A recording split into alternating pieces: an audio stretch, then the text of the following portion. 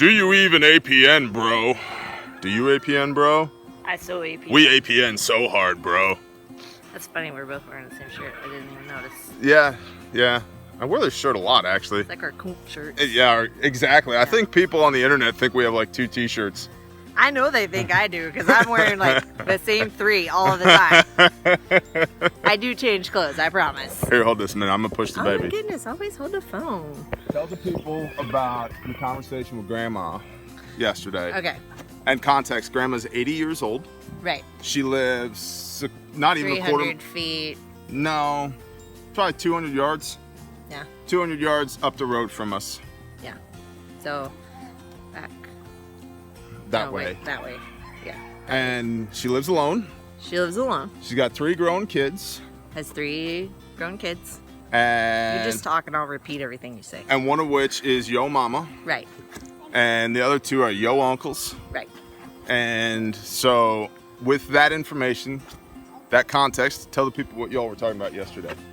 So I guess my mom. Hi, Don. And hi, Mike at concentricelectric.com. Do you live in the Charlotte, North Carolina area or the Dallas-Fort Worth Metroplex and need an excellent electrical contracting company? You should call concentricelectric.com. Sorry, go ahead. Okay, so anyways, way to hijack. Anyway, so my mom the other day, last weekend, right? She was texting you about bug out bags. Uh-huh. Okay, so she was texting to you about, what bug out bag should I get and all that stuff. So I guess she ended up emailing my grandma about what she had gotten or what her plan was. And we're not blowing you up, Don. We're proud of you. Right. We're proud of you. We're using this as a jump off piece. Right. So Grandma the other night, I was taking her back up to her house after having supper, and which is Southern dinner for people that don't. For you Yankee folk. Right. People that don't know, dinner is lunch and supper is dinner. So there you go. That's your Southern lesson of the day. So anyway, so we were having supper and I was taking her back up to her house, and she almost got kicked by the baby. I know. And Grandma was like, hey, I want to ask you your opinion on something, because your mom emailed me and said, basically, I love it when my 80-year-old grandma talks or cusses, because she's like, when shit hits the fan in her Southern twang. When that happens, what do you think about your mama coming out here? I said, well, that's great. That's why we have this place, is for that exact reason, that if things do go bad or, something happens, that everyone has a place to go. It's a refuge in the wilderness. Right. And I said, but there's some concerns there, because my mom is in North Carolina. Well, hold on. You pause right there. Pause. I want to illustrate this point because it speaks to Grandma's mindset. As an 80-year-old woman, what is she concerned about? She's still concerned about her children. Right. And she Yeah, wants... you're a mom. You're always going to be concerned right, about your but children. But the flip side of that argument is, you, grown children, how concerned are you about your 80-year-old mom? Or in my case, my 50-something-year-old mom, right? That's a big beef with me. That's what I'm saying is like, I need to be preparing for my mom, right? We need to be concerned with our adult parents, the people that gave you life, just as much as they are concerned with us, because Grandma's 80 years old and she's still concerned about her grown children and what are they going to do, what can she do to help them if something happens, that motherly instinct. Whereas for me, it's very easy for me to put my blinders on and go, hey man, I love you, good luck. Right. And that's not the way to be. No. So go ahead. Well, now I don't forget where I was at. You're talking about... Oh yeah, so my mom, North Carolina. You know, we're in Oklahoma. So, SHTF, you know, depending on what that scenario is, but, you know, basically kind of the roundabout is no matter what, kind of chaos. Especially in metropolitan cities. Lots of chaos. So, you know, I told Grandma, I said, well, the thing with Mom is she would have to know ahead of time. Yeah. Super because early warnings. She's got, where are you? I'm right here. Okay. So she's got, depending on her route of travel, blah, blah, blah, depending on how she gets from there to here. Right. But she's got like 5 cities. Yeah. Is that what we determined? I think 4 or 5 cities, big cities, that she would have to make it through. Get through or around or... Right. And, you know, that's given that cars work or that there's fuel. Right. So, you know, for my uncles that are in Texas, they're a tank of fuel away. Right. It's a trek, but it's not coming from North Carolina. So, You want me to hold that? Yes, your arm's please. tired. Oh, work at them guns. Don't punch me. Harmony hit the button. So go ahead. No, you hit the button. So what we were talking about was the farther away you are from your bug out location, you personally, you on the other end of this thing, the sooner you need to get out. Right. So because distance and time are inexorably intertwined. Right. So if you have a 1,000-mile bug out, you need to leave, like, if things are like, this might get bad, you're gone. Yeah. If you have a 50-mile bug out, you have a lot more time to gauge the situation and say, oh, you know what, it's not that bad. Right.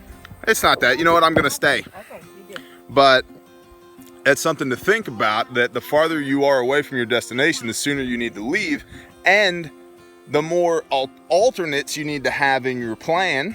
Right. Because the more time and opportunity there is for things to go wrong. Yeah. And like we were talking about, your mom doesn't have a fuel carrying capacity because of her vehicle. Right. So Dawn, we love you. We say this in love. You need to have some cash stacked up somewhere that's your fuel, and maybe some bartering items like some silver or something, that if it's 2 tanks of fuel out, when you have to stop and refuel, if chaos has happened in between when you leave and when you get here, what are you going to fill your tank with again? Yeah. So, or do you cache gasoline somewhere? I mean, that's hardcore. And if you're hardcore, be hardcore. But I mean, you go drive 500 miles and bury some gasoline and turn around and drive 500 miles home again. That's pretty hardcore. So, yeah, you know, this is a thought piece for y'all. Think about your situation and where you're going. What else do you want to talk about? What else do you, Grandma, talk about? I mean, that was really it. Like, just what it looked like for Mom to come out this way. And, you know, because we'll be prepared. Like, she comes, we'll be able to handle the extra mouth to feed. See, that's an excellent point. But what? The implication of who's coming to your place. Right, yeah. Do you have the calories there to feed them when they get there? Right. And what's that relationship? If it's your buddy needs to send you $50 to $100 a month so you can buy food on your end for when he gets there. Yeah. If it's your family and somebody you love, you know, hey, we got you. Or maybe they want to, you know, work that out so that when they get here, it's like, all right, cool, what are we eating? I know what I'm eating, I don't know what you're eating. Right. Like, you don't want to get into that scenario. Yeah. You know, And your mom's got guns. Yeah. Your mom got guns, hun. Like these guns or like the She got these guns and these guns. Pow pow. So, shit, the pow pow. See, that's muy pow pow. So, like. But with that too, does she have the ammo? Right. That she need, like that she could potentially need making that type of trek? Like, who knows what you're gonna come across? Right. So, you know. So this necessitates have a bunch of ammo. This necessitates communication between us and her. So what am I stocking for you on this end? Yeah. Right. And your mom has lots of skills. Yeah. Your mom has people skills, leadership skills, tangible blue collar skills, and white collar skills. Nobody in my family is wasteful. Like. No, there's no dead weight in your family, which is awesome. Like, that's a gigantic blessing as a man to become part of this family. The fact that everybody's extraordinary is like, it's awesome. Because like, it's one of the worst things you can have is you get saddled with a group of people that suck. That's not the case here. Everybody here is awesome. Like, it's a statistical anomaly. It should not be so, but they're all phenomenal people, extremely useful people, and with a good mindset and a good heart. So, you wanna go ride? But I wanted to talk with this about y'all to give you guys some jumping off points from the conversation that Harmony had with Grandma without, without. Here, Dad, come get your baby. Come here, baby. Without getting in anybody's business or giving away too much of anybody's intentions or plans or anything like that, I just wanted to give you all some stuff to think about and tickle your gray matter a little bit about, number one, what is an 80-year-old woman's concern for SHTF? She wants her family where she can see them. Right? Like, that's where her mind is at, and we need to be more cognizant of that, and you guys probably need to be more cognizant of that as well. Right. And I'm saying that as a collective, as your brother, to encourage you to think about from an opposite perspective of where you are at, where are your parents at, and what are they thinking about for you? Right. And then to understand that, okay, if we're going down that vein, everybody's going to coalesce on this position. What does that look like? The actual tactical, practical of that. You want mom? Okay, trade. Dad phone, mom baby. The actual, like, food, water, ammunition, skill sets, division of labor, sleeping arrangements, authority, command structure, all that. So that was what's on the mind of an 80-year-old prepper. Right. Right? Yeah. And it's also, the last thing I'll say is, when you're 80 years old, you're not a prepper, you just keep the old ways. Yeah. Because the old ways are preparedness. Yeah. You know? Yeah. They didn't have stuff. Yeah. I mean, like, electricity and refrigeration. Your grandma remembers when those like came into her town. You know what I mean? Like, we were talking the other day about Granny, like, well, we were talking about solar and how having at least enough solar to run a refrigerator would be nice, because refrigeration is one of the most kind of, we take it for granted. Yeah. We, like, we don't think about,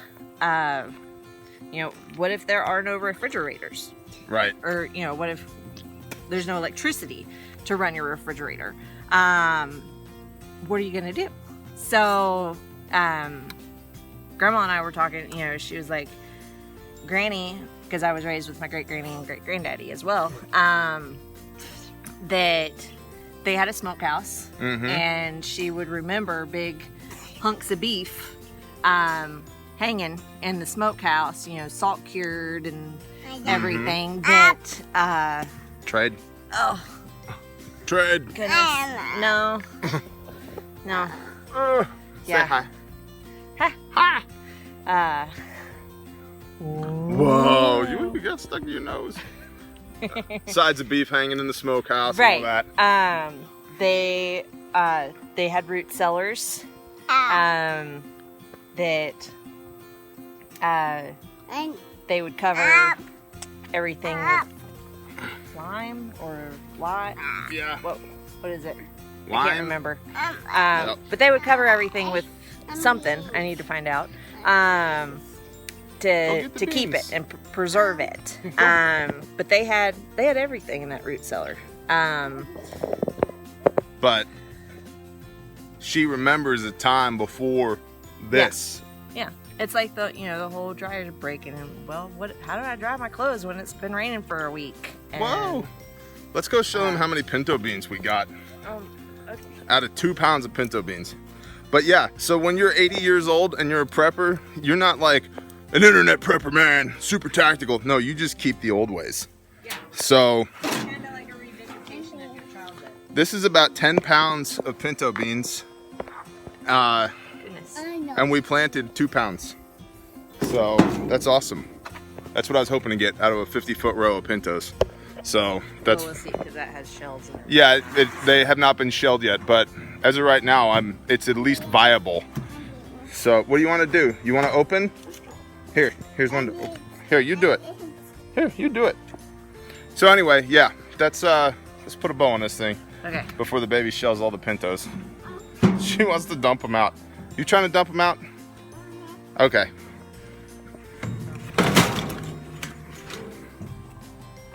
See that? That's how much they are in the wheelbarrow. I know. So. She just wants the laundry basket. Oh, she just wanted the laundry basket. Okay. So yeah. Ear nuggets. This is a meandering bird walking ear nugget. So, but this is what you get with us. Well, it's early. And it's early. And it's hot. And it's already hot.